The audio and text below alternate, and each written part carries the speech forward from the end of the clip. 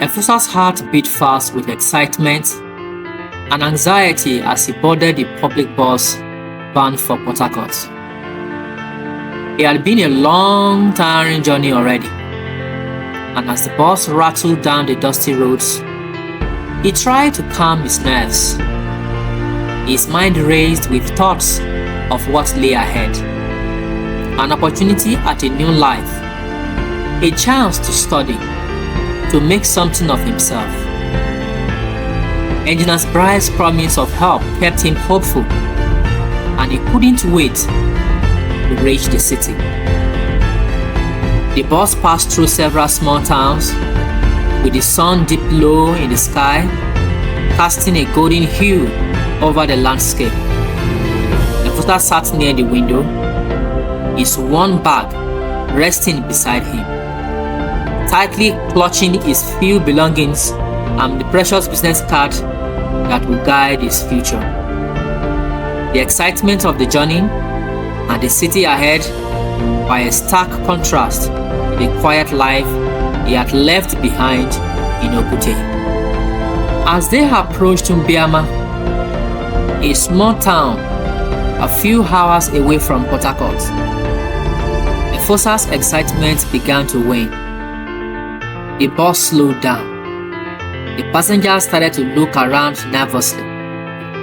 Something about the way the bus driver had slowed down his pace made Efosa uneasy. The town was small, with barely a few shops and houses lining the streets. It looked peaceful at first, but Efosa had a feeling something wasn't quite right. Suddenly, the door of the bus swung open, and a group of armed men jumped aboard. They were masked, and their eyes gleamed with malice as they brandished machetes and knives. "Everybody, keep quiet!" one of them shouted, his voice harsh. "This is a robbery." Panic spread through the bus. Some passengers screamed, while others clutched their bags tightly, as if that would protect them from the thieves. Efosa's breath caught in his throat, his body frozen in fear. The armed men moved swiftly, demanding money, phones, and valuables from the passengers. They moved down the aisle, forcing everyone to hand over their possessions. When they reached Efosa, one of the robbers pointed a knife at him. "Your bag," the man growled, motioning for him to hand it over. Efosa hesitated for a moment, his heart pounding in his chest. He knew what was in that bag: his last savings, his few belongings, and most importantly, the business card from Engineer Bright. Without it, you have no way of contacting him, no way of finding his way to Port Harcourt. The opportunity he had worked so hard for, the only chance he had, was now at the mercy of these men. The robber's impatience grew. "Now!" he demanded. With a trembling hand, Efosa handed over his bag, his stomach sinking as he watched the man take it.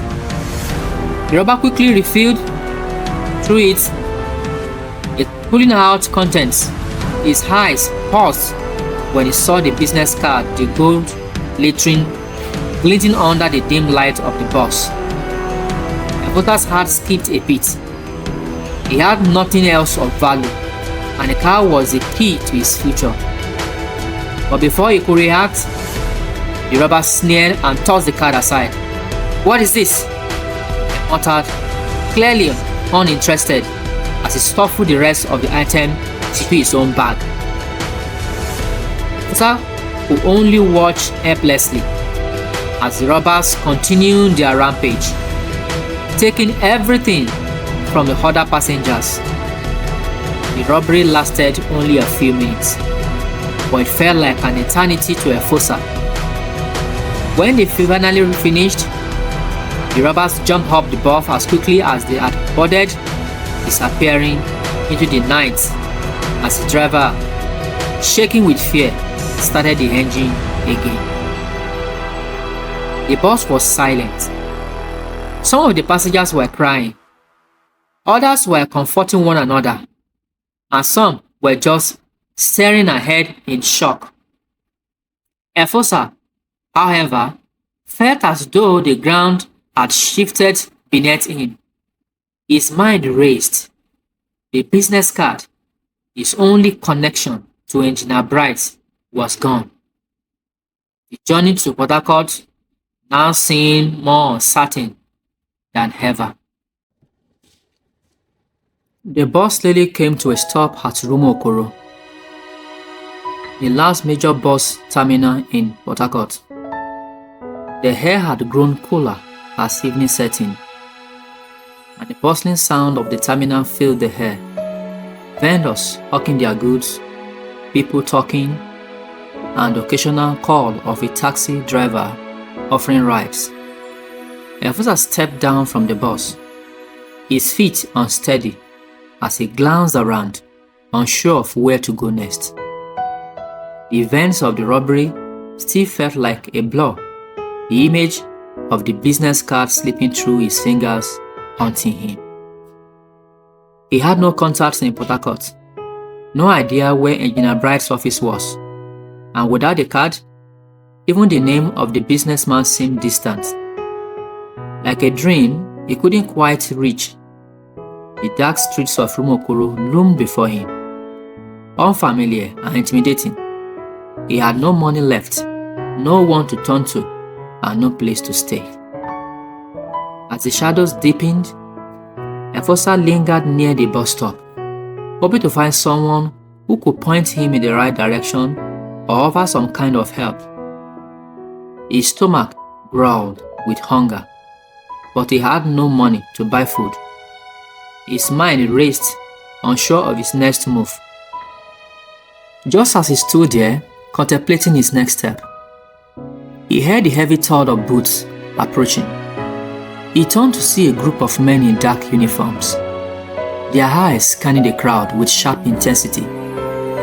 They wore the signal of a local vigilante group, a self-appointed force that patrolled the streets of Port Harcourt, often stopping anyone they deemed suspicious. Efosa instinctively took a step back, but it was too late. One of the men pointed at him. "You there! Stand still!"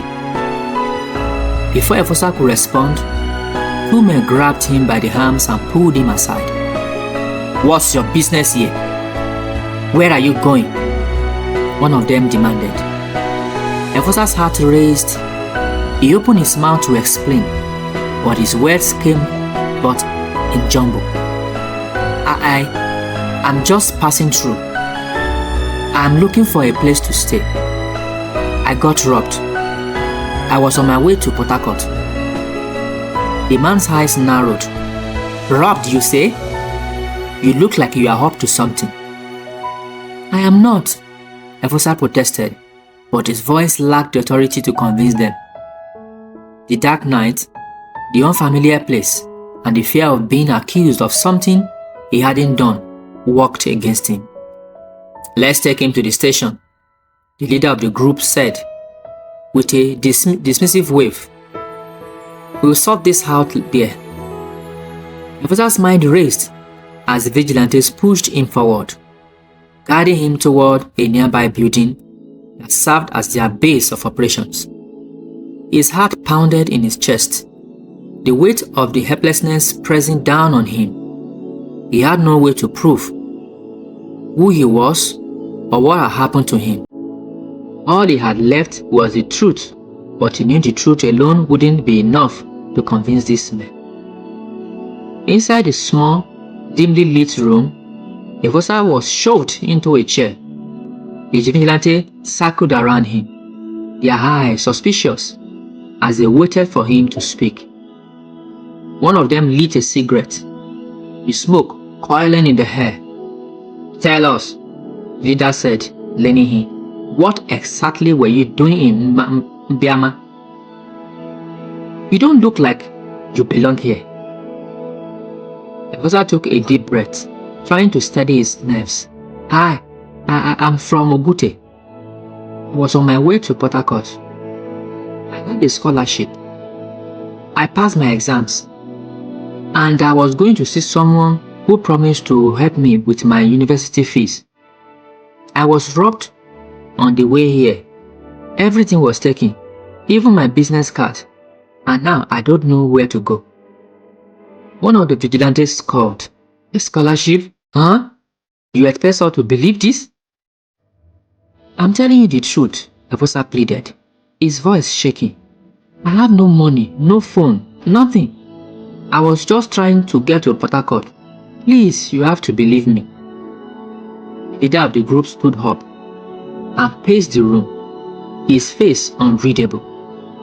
Efosa's mind raced. What if they didn't believe me? What if they thought he was lying and arrested him for something he hadn't done?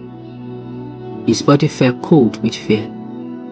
Finally, the leader stopped pacing and turned to Efosa. We will call the police to sort this out, but you are not going anywhere until we get answers. We need to make sure you are not here for trouble. Efosa nodded, unable to find the words to protest. His hope was fading, his dream of reaching Port Harcourt growing more distant every passing minute. He had never felt more lost than he did in that moment. The night stretched on, filled with the sound of his heart pounding his chest as he sat there, unsure of how he could prove his innocence or what would happen next. The vigilante continued to question him, and Efosa felt as though the walls were closing in on him. But deep down, he hung to the hope that somehow, some way, things would turn around. The future seemed uncertain, but Efosa had learned to never give up, no matter how dark things appeared. Even in the darkest of moments, there was always a glimmer of hope.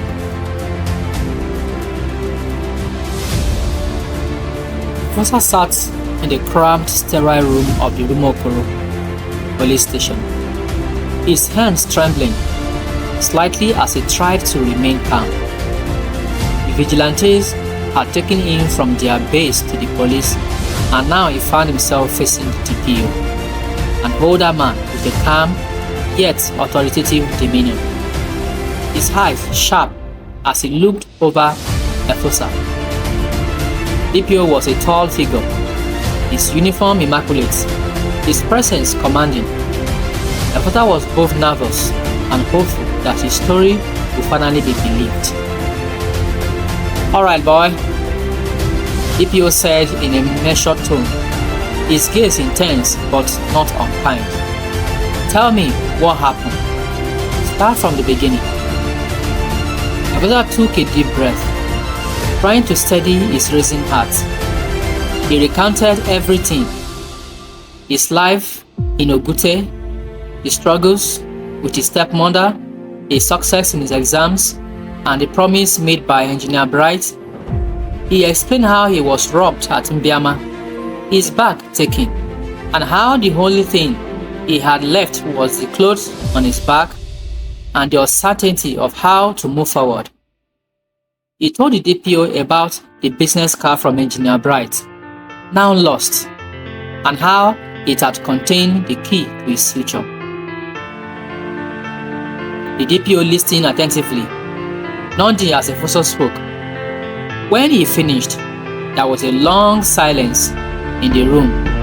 As the DPO was weighing the story carefully, Efosa's throat was dry, but he had no choice but to wait. Finally, the DPO spoke. "I passed through Mbiama myself today. I heard about the robbery.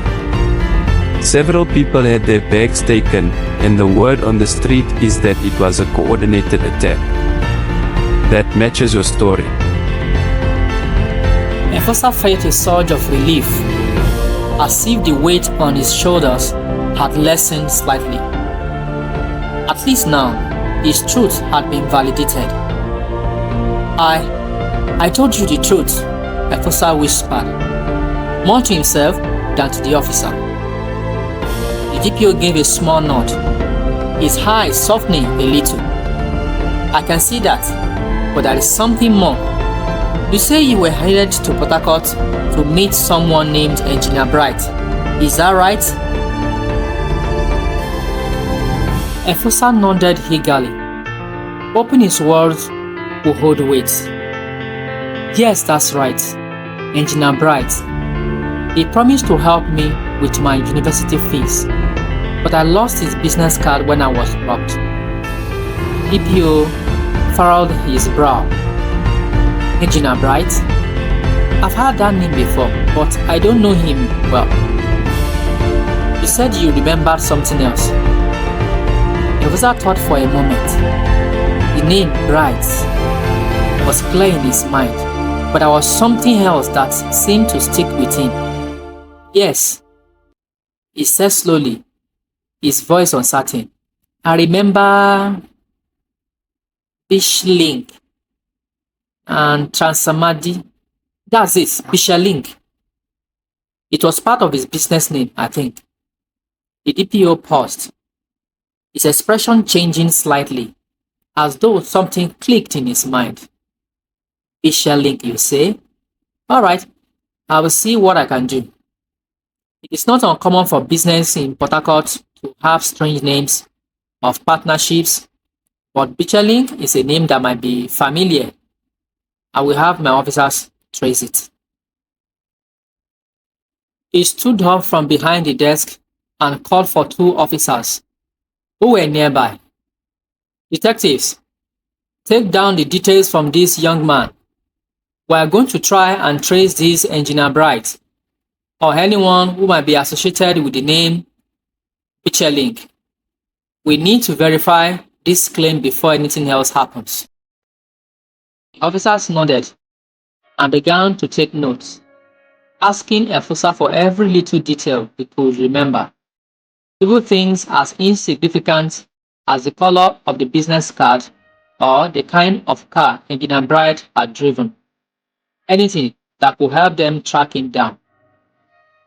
Efosa tried his best to recall anything about Engineer Bright's appearance or his business, but the memory felt distant. He only had the faint recollection of a polished, well-dressed man with a warm smile, someone who seemed trustworthy. The name Bishalink lingered in his mind, though it wasn't enough to draw a complete picture. The DPO turned back to Efosa. Don't worry, we will do our best to find him, but we need to stay here for now, at least until we get a lead. I understand you are trying to make a fresh start, but we have to be careful to keep in touch. Efosa felt a mix of relief and anxiety. On the other hand, he was glad that DPO had believed him and that steps were taken to find Engineer Bright. But on the other hand, he felt like his future was still hanging by a thread. How long will it take to find this man? What will happen to him in the meantime? As the officers left to begin their search, Efosa sat in the small room, the weight of the situation settling back on his shoulders. He couldn't help but feel that time was running out.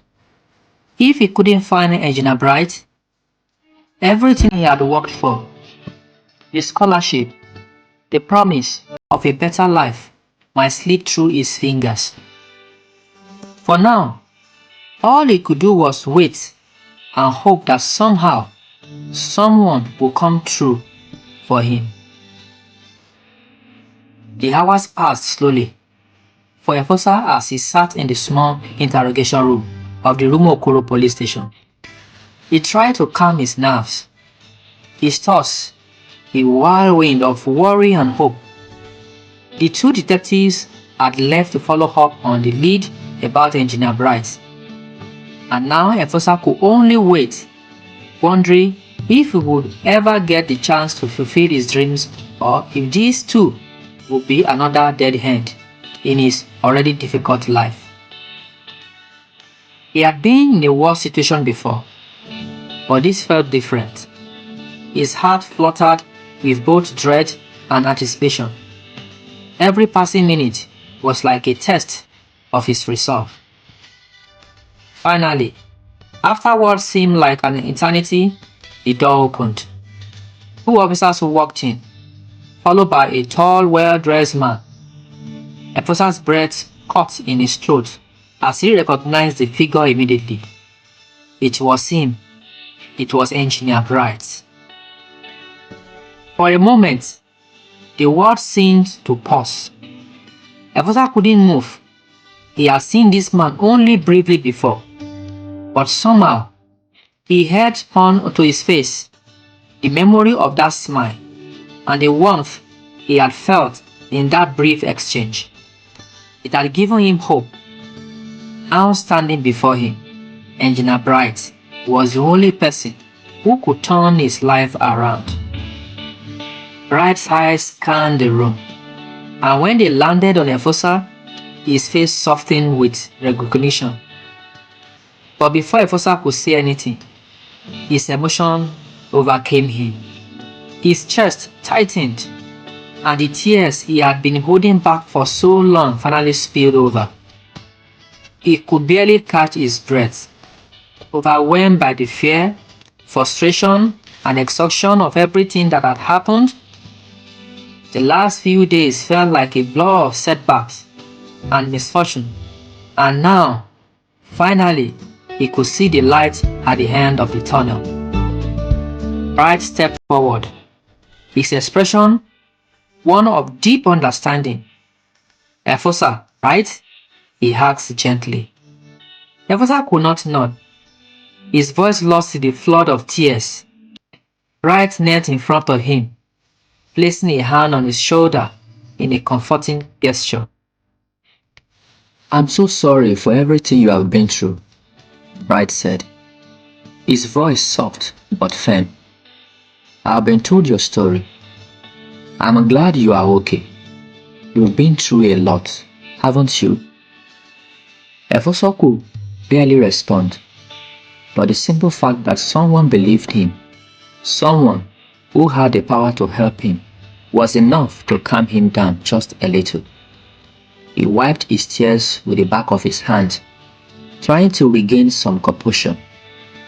The DPO, who had been standing nearby, nodded at the confirmation. "Engineer Bright, it is clear this young man has been through a rough time. The stories checks out. We have verified the robbery at Mbiama, and everything lines up." Bright turned back to the officer, his expression serious. "Thank you for your help, officer. I will take it from here." With a brief handshake, the DPO and the two detectives left the room, leaving Efosa and Bright alone. Efosa's emotions were still raw, but he was starting to feel a sense of relief.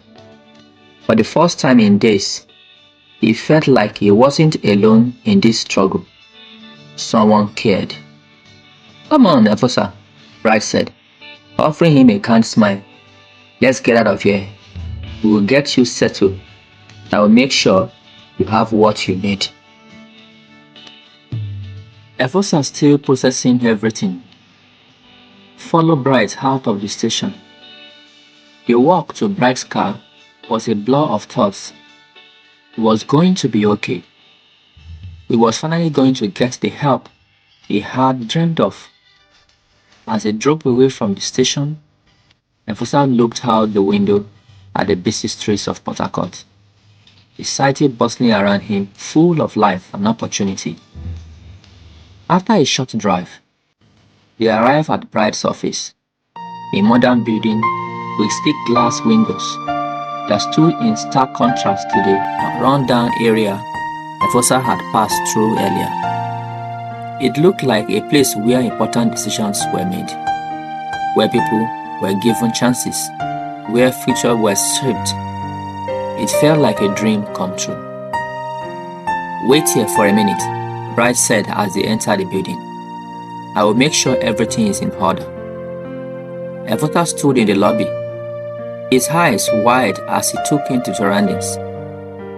The office was quiet and elegant, with soft lighting and a reception desk where a kind-looking woman smiled at him. It felt so different from the cramped room he had been sitting in earlier. His heart pounded with hope.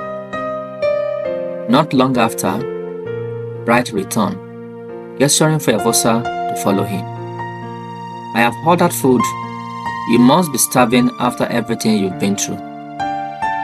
Efosa's stomach growled loudly, making him realize just how empty he had felt. The last meal he had eaten was a distant memory, and he had barely had the energy to think about food in the midst of everything else. Bride led him to a small dining area where the food had been laid out. There was rice, chicken, and vegetables, enough to fill Efosa's aching stomach. He sat down, almost in disbelief, as he took the first bite. The food was delicious, and for the first time in days, he allowed himself to enjoy something as simple as a full meal. "Thank you," Efosa said between bites, his voice filled with gratitude. It was a small gesture, but it meant the world to him. Bright smiled warmly, taking a seat across from him. "No need to thank me, Efosa. You've been through so much. We'll get this sorted, and I will make sure you have the support you need. You have a bright future ahead of you, and I want to help you get there." Efosa nodded, his heart swelling with gratitude. He had gone through so much, and now it seems like everything was starting to fall in place. The road ahead still felt long, but for the first time, it seems like he wasn't walking it alone anymore. As he ate, Efosa couldn't help but think about everything that had brought him to this moment. The hardship, the loss, the hope, and now, with Engineer Bright's help, it felt like he had a real chance at something better. He wasn't just a boy from a village anymore. He was someone with a future. After the closing hour of the day, Bright took Efosa to his home in Transamadi Estate, a quiet, well-kept neighborhood in Port Harcourt. It was a world away from the hardship and uncertainty Efosa had known. The streets were lined with tall, well-maintained buildings, manicured lawns, and the hum of everyday life. Efosa marveled at the clean, orderly surroundings, feeling a sense of wonder and disbelief as he entered Bright's soul. Bright's house was a spacious, modern structure with large windows that let in plenty of natural light. It was a stark contrast to the cramped, dilapidated conditions Efosa had grown up with. Bright led him through the house, showing him to a comfortable guest room, clean and furnished with everything Efosa would need to settle him. There was a neatly made bed, a desk, and a wardrobe for his clothes. "You will be staying here for now," Bright said, his tone warm. "I want you to be comfortable and focus on getting everything sorted for your future. Take your time to rest. We've got a lot of work ahead of us." Efosa nodded gratefully, still trying to process everything that had happened. His heart swelled with appreciation, but the weight of the task ahead, the university admission, the missing results, the uncertainty still loomed over him. Later that evening, after Efosa had settled into his new room, Bright called his eldest daughter, Esoel, who was home from her first year at the University of Port Harcourt. He was studying law and was known for her intellect and resourcefulness. Bright asked her to help Efosa with his academic research. Efosa arrived shortly after, a tall and confident young woman with an air of determination about her. She greeted Efosa with a friendly smile. "You must be Efosa. I've heard a lot about you from Dad." Efosa smiled shyly, still not fully able to believe how much his life had changed in such a short time. Efosa said, "Thank you, Esoe. Thank you for helping me." Esoe nodded, sitting down beside him at the table. "Don't worry, we'll get everything in order. Let's take a look at your result." "Efosa," Reby called, turning to him with concern. "Your bag, the one that was stolen, did it have all your academic records inside? Your original results?" Efosa's face fell, the reality of the robbery sinking in once again. "Yes, sir, everything was in that bag. My jam slip, my WAEC result, everything." Reby sighed heavily, realizing how much the theft had cost Efosa. He quickly turned to Esoe. "Esoe, I want you to help Efosa with putting his result together. But we need to figure out how to get his official result.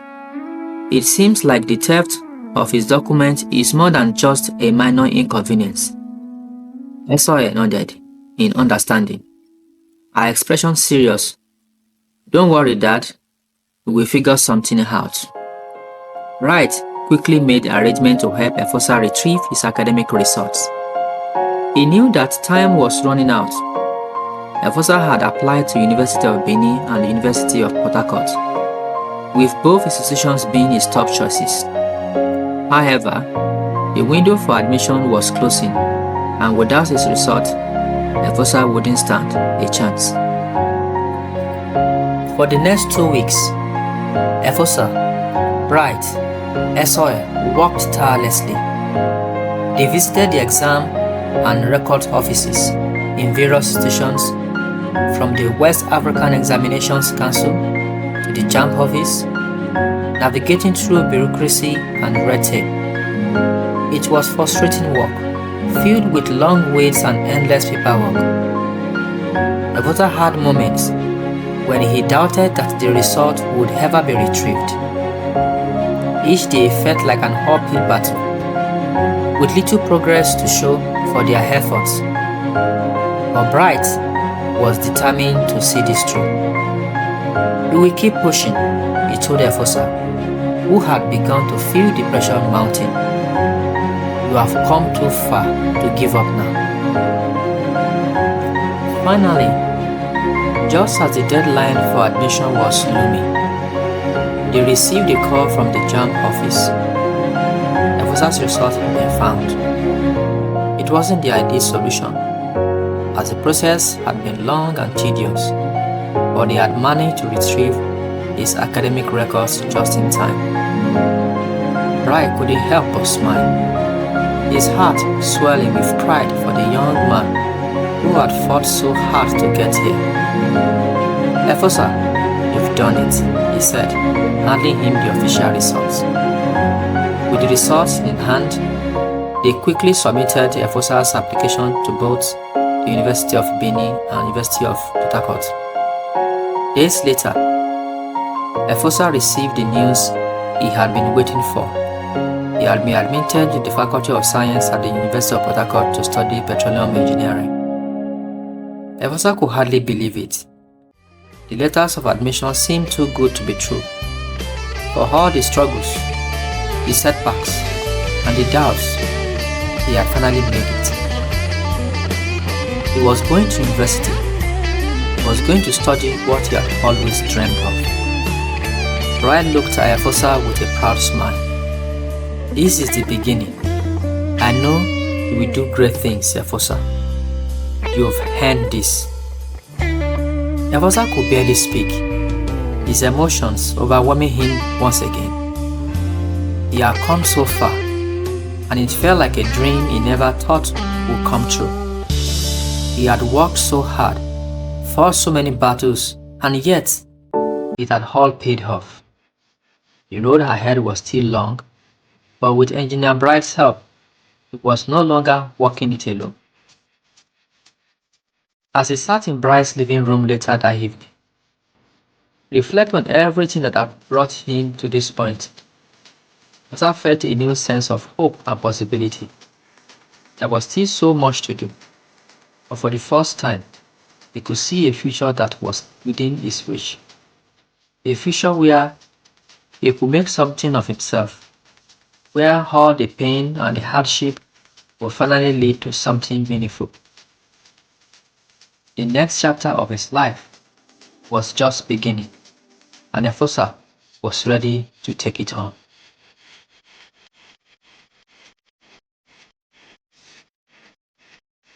Efosa's life in the University of Port Harcourt unfolded like a dream. Once he settled into his routine, his love for petroleum engineering became evident in everything he did. His passion for the course was palpable, and he threw himself into his study with an enthusiasm that impressed both his peers and lecturers. It didn't take long before he became a standout student. His professors were particularly impressed by his ability to grasp complex concepts with ease. Efosa wasn't just a student who memorized theories. He was someone who genuinely sought to understand the deeper principles behind the science. His questions during lectures were insightful, and his contributions during practical sessions were invaluable. Before long, he was the top of this class, excelling in every exam, every project, every research paper. His academic performance caught the attention of the faculty, and soon he became a mentor for fellow students, always willing to lend a helping hand or offer advice on their coursework. But Efosa's journey didn't stop there.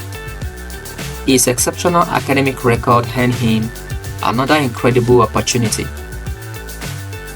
a scholarship to study abroad, an offer that will allow him to continue his education in some of the best institutions in the world.